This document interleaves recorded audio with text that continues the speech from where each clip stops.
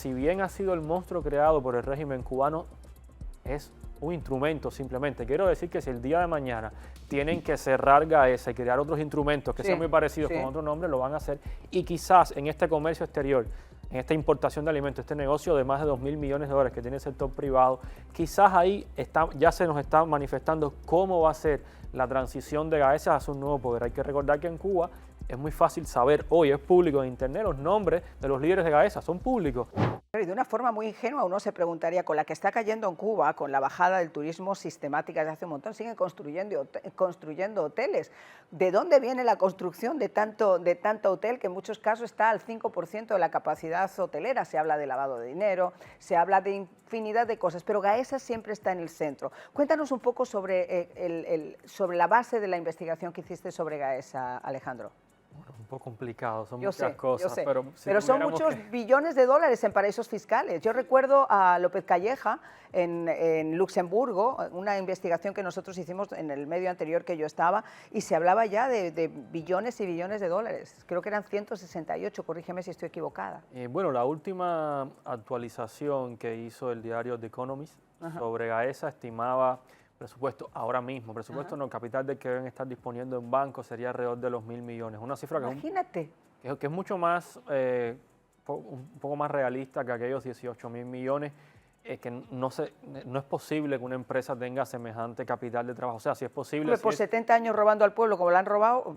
Claro, lo que pasa es que normalmente ese dinero, el dinero que se han robado no lo van a tener de manera abierta, todo unido en cuentas como capital de empresa. El dinero que se han robado la familia real está en cuentas que no van a ser rastreables, o sea, no van a ser tan tontos de robarse. Sí, y no en propiedades, en 20.000 cosas. Exacto, no así directo en forma de capital de trabajo de empresa. Yo creo que el régimen cubano jugó una especie de mala pasada, quizás consensuadamente sacando ciertos datos. Ahora, eso no quita, por supuesto, que la cifra esté exagerada, no quita que hay un mecanismo de corrupción sistemático. Lo que pasa es que es un poco más técnico, por así decirlo, el mecanismo, que no una historia puebleril. O sea, no es que todo el dinero que falta en la economía cubana está en los bolsillos de los dirigentes. Parte de ese proceso de corrupción es el típico elefante, sí, donde, claro, donde hacen contratos, casualmente no, nada de casualidad. En el caso de Cuba, todos los hoteles 5 estrellas ha construido Gaesa, los ha construido con una misma empresa, Bouygues Batimón, una empresa francesa, muy conocida por ser muy buena y por tener muchos escándalos de corrupción en América Latina y el mundo. En la propia Francia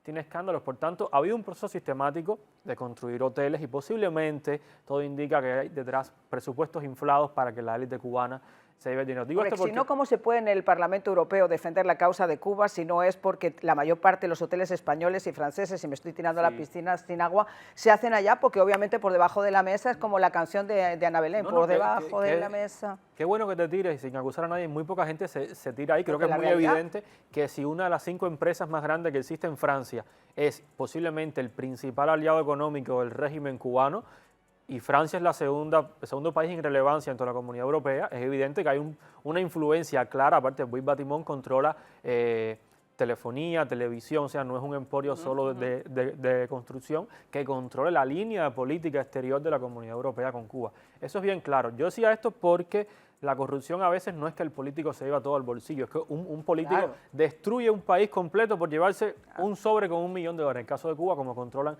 se están llevando mucho más. Entonces, vinculando con lo que decía Sebastián antes, el tema del sistema cubano, Gaesa, evidentemente el modelo y el sistema no funcionan, pero Gaesa ha acelerado aún más el proceso de destrucción de la economía cubana con todos estos planes hoteleros que han desatendido y hecho colapsar toda la economía. Es decir, el sistema pudo haberse demorado más en colapsar. Ellos aceleraron este proceso con el mecanismo de corrupción que establecieron después de la entrada de Raúl Castro al poder. Sebastián.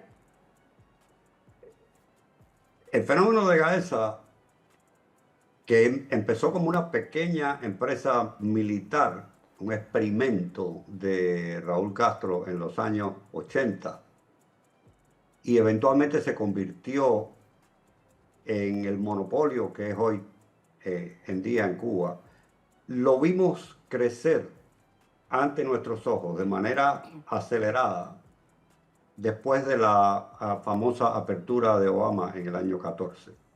Durante el año 15, 16 y 17, Gaesa se tragó toda la economía del país, todos los sectores más importantes, más productivos del país. se los tragó delante de nuestros ojos en esos 3 años. Y se convirtió en este monopolio controlado por la familia Castro. Recordemos los vínculos familiares del antiguo director de Gaesa con la familia Castro. Y no dudamos de la lealtad de la actual directora, que ha sido, por cierto, sancionada. Y me parece muy adecuado que la hayan sancionado, tanto a ella como a Gaesa. Está claro que en un modelo administrativo, cualquier modelo administrativo, mientras más centralizada esté la economía en un solo factor económico, los niveles de corrupción se aceleran, se van por el techo. Mientras más pequeño y más cerca del cliente está la administración, más eficiente y menos corrupta es. Lo que estamos viendo en Cuba es el primer caso.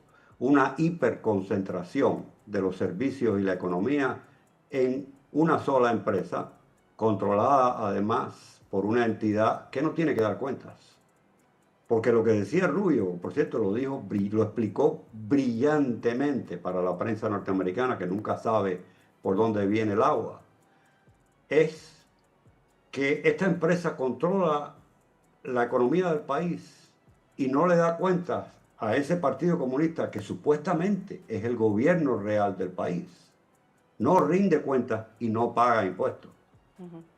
Sí, es ahí la ecuación castrista de la economía. Bueno, yo creo que habría que ponerle a eso quizás al menos la sospecha de actualización del modelo, porque después de la pandemia, Gaesa, sobre todo en el contexto de la muerte de su principal líder, que era López Calleja, hubo un proceso de pérdida de algunas empresas. En comercio exterior, sobre todo en Cuba, varias empresas que eran históricas de la corporación CIME, en última instancia de Gaesa, fueron pasando a algunos ministerios como algún tipo de señal de que estaba ocurriendo algo. Ahora, esto yo le pongo un matiz relevante. Quizás está ocurriendo algún proceso de neoliberalización, que es el término un poco más aceptado, pero también de descentralización.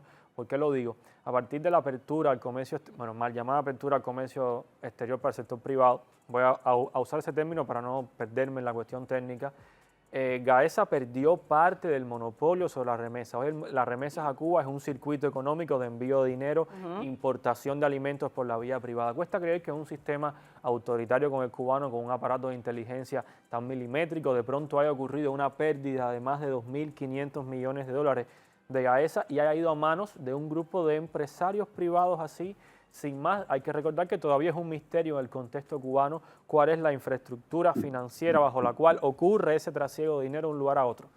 Y lo más probable es que... Estaferros y gente de la propia cúpula castrista más allá. Y digo esto porque Gaesa, si bien ha sido el monstruo creado por el régimen cubano, es un instrumento simplemente. Quiero decir que si el día de mañana tienen que cerrar Gaesa y crear otros instrumentos que sean muy parecidos con otro nombre, lo van a hacer. Y quizás en este comercio exterior, en esta importación de alimentos, este negocio de más de 2.000 millones de dólares que tiene el sector privado, quizás ahí ya se nos está manifestando cómo va a ser la transición de Gaesa hacia un nuevo poder. Hay que recordar que en Cuba es muy fácil saber, hoy es público en internet, los nombres de los líderes de Gaesa son públicos. Ahora, ¿dónde está la lista del pequeño, las decenas de empresarios privados que controlan? Que son los que lo conforman. Yo creo que hay un peligro, evidentemente no tengo pruebas, pero me cuesta creer que haya sido un error del sistema debilitar a Gaesa con semejante monto y favorecer a un grupo de personas que no sabemos quiénes son.